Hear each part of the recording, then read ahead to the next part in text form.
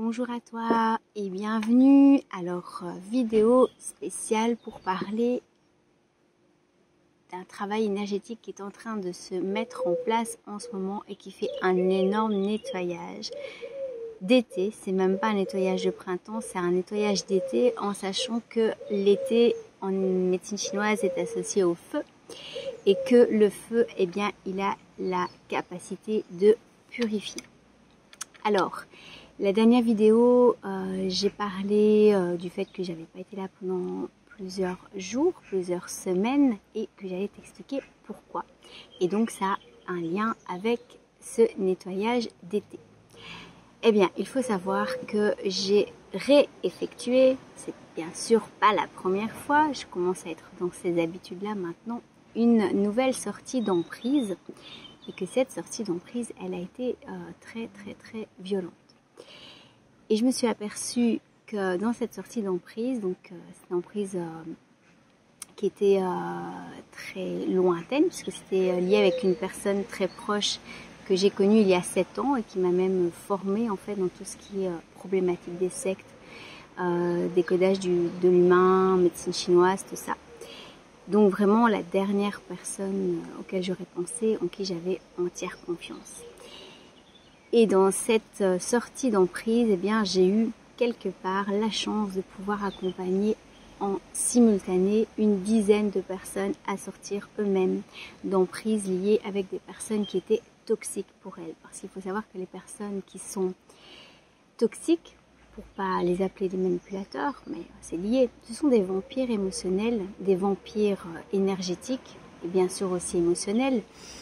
Et que ces personnes, eh bien, elles ont comme but finalement de nous dévier de notre voie pour bien sûr gagner, puisque finalement dans la manipulation on dit que tout ce qui est fait sous une influence et qui nous est préjudiciable, eh bien ça a des bénéfices pour le manipulateur, sinon eh bien il ne manipulerait pas. Alors pourquoi je parle de cela? Eh bien parce que en parlant autour de moi, je me suis rendu compte finalement que ça avait vraiment aidé les personnes à pouvoir prendre conscience de ce qu'elles vivaient aussi. J'ai hésité à en parler au début parce que forcément quand on vit déjà un problème lié à l'abus, on se rend compte que comme il y a une inversion des rôles dans la manipulation, on porte soi-même la honte et doublement la honte puisque c'est quand même ma spécialisation d'accompagner les personnes à sortir de l'emprise de la manipulation. Et puis en réfléchissant, je me suis dit mais pourquoi finalement avoir honte d'être victime, parce que finalement c'est toujours le problème, pourquoi les victimes restent victimes, parce qu'elles restent finalement dans l'état que le manipulateur a voulu la mettre. Et que en ne disant rien, eh bien tout simplement ça continue et ça continue encore et encore. Alors que lorsqu'on sort des tabous, qu'on ose exprimer dans l'authenticité, qu'on ose montrer ses fragilités, qu'on ose expliquer le parcours qu'on fait, eh bien on donne l'opportunité aux autres personnes de faire la même chose, de pouvoir oser exprimer les choses et grâce à cela, eh bien le collectif va, alors le collectif ça peut être familial, ça peut être amical ou professionnel, eh bien, va souvent profiter finalement positivement de ce que l'on a parlé, non seulement pour pouvoir aussi exprimer ce qu'ils vivent, ce qui nous rend encore plus proches les uns des autres et plus humains, et deuxièmement, eh bien aussi pour, en s'exprimant, pouvoir donner des voies de solution. Et donc, c'est magnifique. Et donc, pendant cette terrible sortie d'emprise, où ça a été très loin parce que j'ai même dû aller porter plainte au commissariat, je me suis aperçue de plein de choses et j'ai pu faire un nettoyage avec d'autres personnes encore. Donc je me suis dit, énergétiquement c'est quand même très fort. Je pense que ces 2 dernières semaines, j'ai l'impression d'avoir vécu intensément 6 mois de travail émotionnel, de remise en question. Donc j'ai déjà dit à des amis que je pouvais écrire un livre de 300 pages tellement il y avait des choses qui se passaient chaque jour. Eh bien, ce qui était formidable, c'est que finalement, j'ai vécu beaucoup de synchronicités. Donc les synchronicités, certaines personnes disent que le hasard, c'est Dieu qui passe incognito. J'aime bien ce genre de phrase, en tout cas de réflexion. Les synchronicités, ça a été d'avoir des thérapeutes qui avaient un rendez-vous qui venaient juste de s'annuler et qui m'ont pris dans le quart d'heure lorsque je leur ai demandé de l'aide.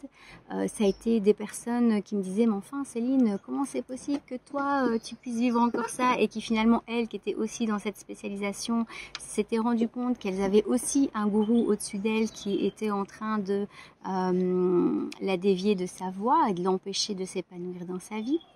D'autres personnes où j'ai littéralement soutenu par Messenger pour qu'elles puissent s'enfuir au niveau physique d'un problème de manipulation relationnelle.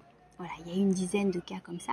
Et je me suis aperçue qu'à chaque fois que j'exprimais les choses, eh bien, ça donnait la possibilité aux personnes de se remettre en question et de trouver aussi quelles étaient les personnes toxiques autour d'elles.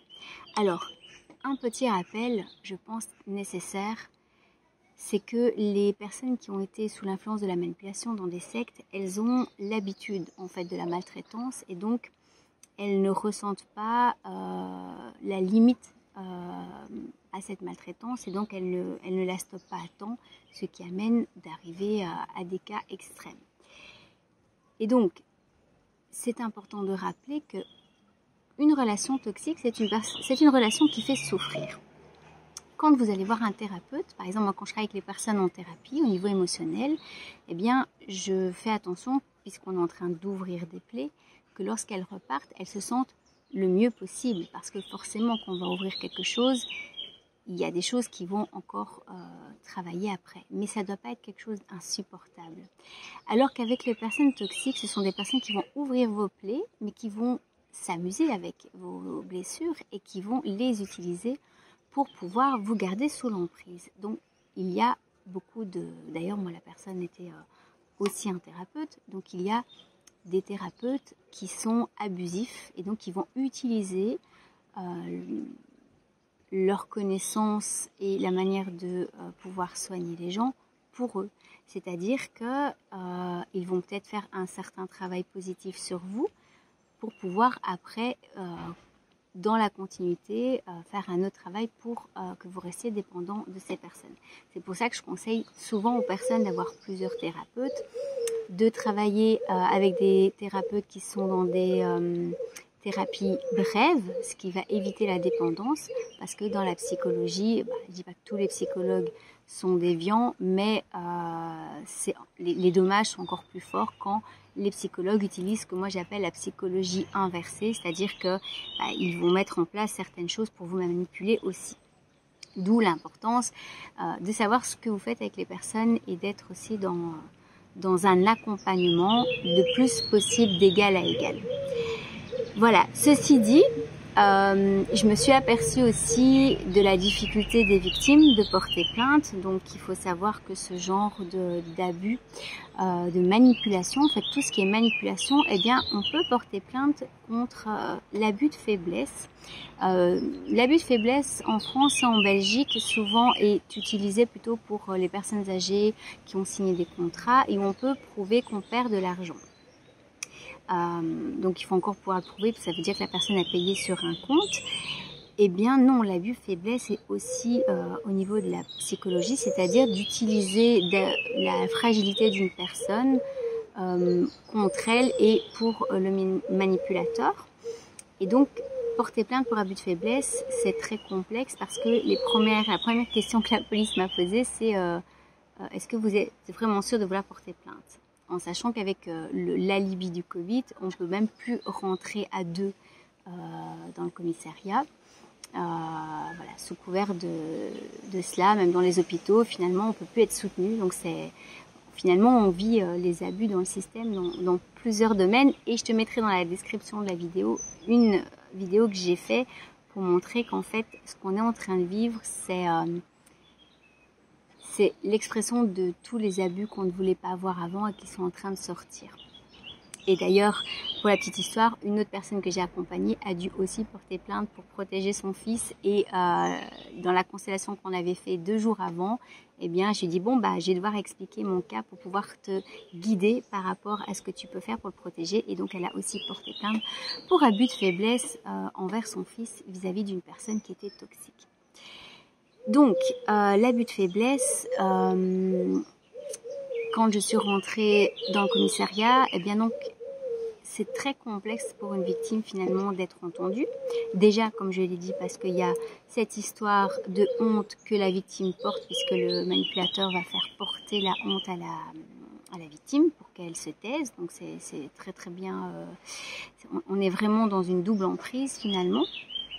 Et la procédure que les policiers utilisent, franchement, elle est aussi abusive pour moi, puisque du coup, ils posent la question, est-ce que vous êtes vraiment sûr de vouloir porter plainte, mais finalement, qu'est-ce que vous attendez de nous? Et donc là, on se retrouve, et j'avais aussi fait une vidéo là-dessus, sur le fameux triangle de Karpman, où la personne qui est censée vous protéger, eh bien, elle devient un peu le persécuteur par le côté passif, puisqu'elle ne prend pas non plus ses responsabilités et vous propose tout simplement de ne rien faire, donc de nouveau pas être reconnue. Alors je pense que finalement porter plainte, c'est avant tout un acte symbolique pour être dans cette reconnaissance.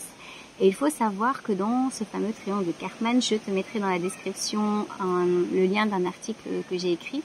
Et si je la retrouve, une vidéo où je parle de la transcendance du triangle de Karpman. Il faut savoir que donc c'est bourreau, sauveur et victime. Et donc que chaque personne, en fait, quand on est dans le triangle, on va avoir des rôles différents. Donc ça bouge tout le temps. Donc le mieux c'est de pas rentrer dans le triangle, mais une fois qu'on est dans le triangle, il faut faire en sorte d'en sortir. Et donc la personne qui a le plus de capacité de sortir du triangle, c'est la victime elle-même. Et la victime, eh bien, elle va transcender ce triangle en devenant actrice. Et c'est en devenant acteur qu'elle peut sortir. Mais pour devenir acteur, la victime, elle doit d'abord être reconnue comme étant une victime. Et donc, le fait de ne pas arriver jusqu'au fait de pouvoir porter plainte, même s'il n'y a pas de preuves, je dirais, parce que voilà, c'est pas toujours évident d'avoir des preuves, ça va permettre à la victime d'avoir une reconnaissance et, grâce à cette reconnaissance, de pouvoir sortir du statut de victime. Et bien souvent, ça c'est complètement ignoré, ou je l'espère en tout cas que c'est pas intentionnel de la part de la police d'essayer de faire en sorte que les personnes n'aillent pas jusqu'au bout de la procédure par ces deux questions. Est-ce que vous êtes vraiment sûr de vouloir porter plainte et mais qu'est-ce que vous attendez finalement? Parce que moi, ce qu'on m'a dit, c'est clairement, il ne faut pas rêver, il n'y aura pas grand-chose qui va être mis en place pour que la personne ne continue pas ou pour que vous n'ayez plus de préjudice. Et là où c'est même encore plus honteux, c'est que en fonction de du dossier, si on estime que c'est pas si important que ça, eh bien, vous devez encore payer 250 € pour être auditionné par le juge. Donc, il faut être riche pour être victime, en sachant que les personnes qui sont sous l'emprise de la manipulation, bien souvent sont spoliées, que ça soit énergétiquement, que ça soit au niveau financier. Donc, le double problème pour pouvoir s'en sortir. Mais c'est tout à fait possible quand on le décide, les portes elles s'ouvrent, ça c'est important. Donc, ce que je tiens à dire, c'est que j'encourage les personnes qui ont été victimes d'abus de faiblesse dans leur vie, peut-être d'aller voir c'est quoi l'abus de faiblesse, comment porter plainte, de ne pas hésiter à porter plainte d'abord pour soi-même et puis ensuite pour se dire qu'au plus il y aura de plaintes portées contre des personnes quand c'est quelque chose de récurrent et au plus ces personnes seront, je ne sais pas, s'il y aura des poursuites, mais en tout cas leur montreront qu'il ne faut pas continuer sur cette voie. Donc c'est ce que j'appelle encadrer ou cadrer en fait les manipulateurs, et ça c'est le mécanisme de l'intimidation qui en général leur permet de ne pas déborder et de ne pas continuer à abuser des personnes. Ou il y en a des fois qui vont le faire d'une autre manière sans preuve, donc on ne peut pas non plus toujours être derrière tout, mais ça peut avoir des conséquences tout à fait positives pour l'ensemble des victimes. Donc ça il faut le savoir.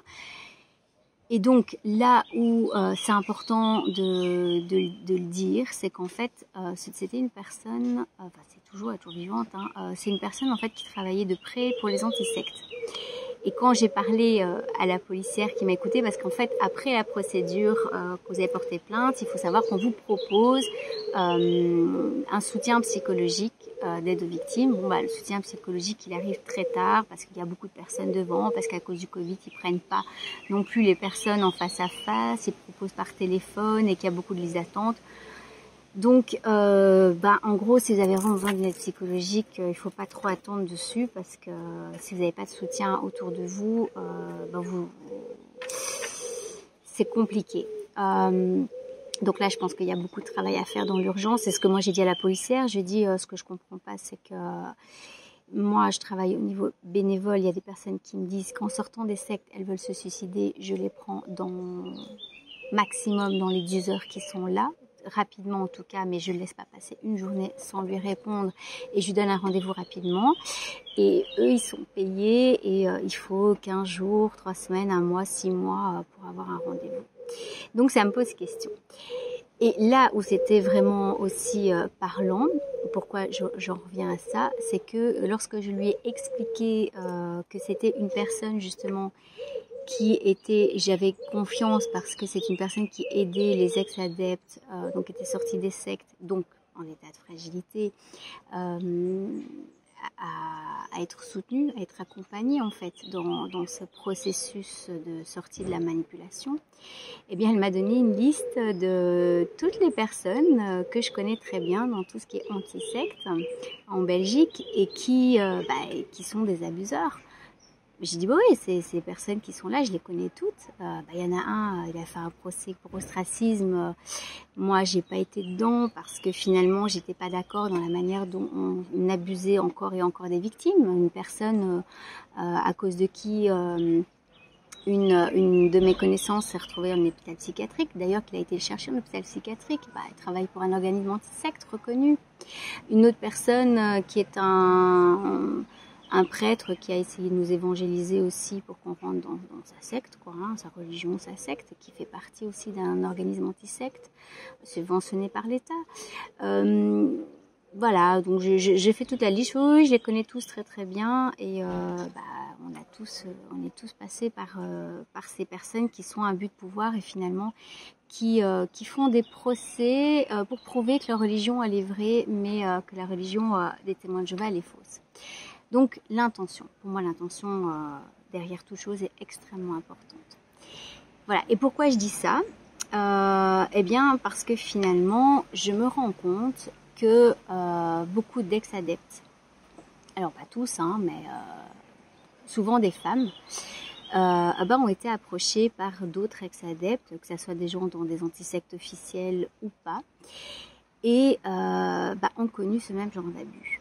Et donc, si des personnes qui sortent des sectes se refont abuser en voulant être accompagnées par des pseudo-psychologues, pseudo-thérapeutes, souvent bénévoles, parce que je pense aussi que le bénévolat, quelque part, c'est pas pour rien aussi que les gens sont dans le bénévolat. Il y a quand même toujours quelque chose à retirer, consciemment ou inconsciemment.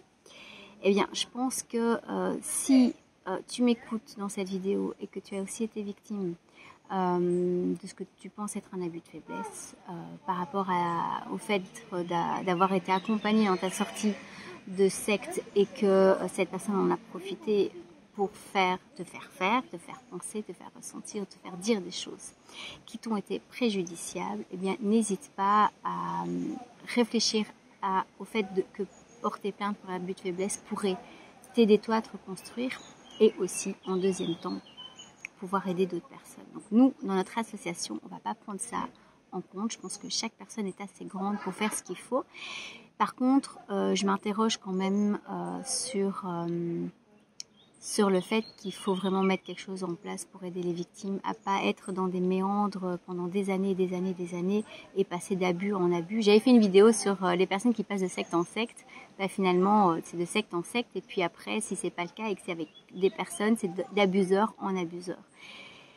Et donc là, finalement, tout ce que j'ai vécu ces derniers temps, eh bien, ça m'a donné l'envie d'aller chercher de nouveaux outils et de contacter des personnes qui sont dans cette même énergie, de mettre d'autres personnes dehors qui estiment, comme certains avocats ou avocates, que finalement l'important c'est gagner coûte que coûte et donc ils n'hésitent pas à demander des témoignages à des personnes étant sorties de secte pour gagner leur procès, mais pas pour soutenir les victimes. Et c'est ce que j'avais expliqué dans la dernière vidéo où j'ai parlé du procès qui a été fait en Flandre. c'est que finalement, les victimes sont abusées et que ça sert pas à grand chose et ça change pas grand chose en fait ce qui se passe. Donc pour moi, c'est ce que j'ai dit à la personne avec qui j'ai dit que je ne travaillerai plus au niveau des procès. C'est que finalement, ce sont des requins contre des requins dans ces procédures et que je n'ai vu aucune procédure judiciaire où on a respecté les victimes et où, enfin en tout cas par rapport aux témoins de Jéhovah, ici en Belgique et en France. Et je comprends maintenant tout à fait pourquoi on a eu autant de mal à trouver des victimes qui parlent de leur témoignage, surtout par rapport aux problèmes d'abus sexuels, parce qu'en fait, elles sont de nouveau en train d'être salies et qu'on se sert d'elles pour gagner de l'argent, pour gagner des procès, mais qu'elles ne sont pas du tout soutenues ni considérées. Et donc, je pense que là, il faut mettre un terme avec ça. Voilà. Ça, c'était mon parcours. Et donc, du coup, maintenant, je vais beaucoup mieux. Mais c'est vrai que j'ai passé 20 jours assez difficiles.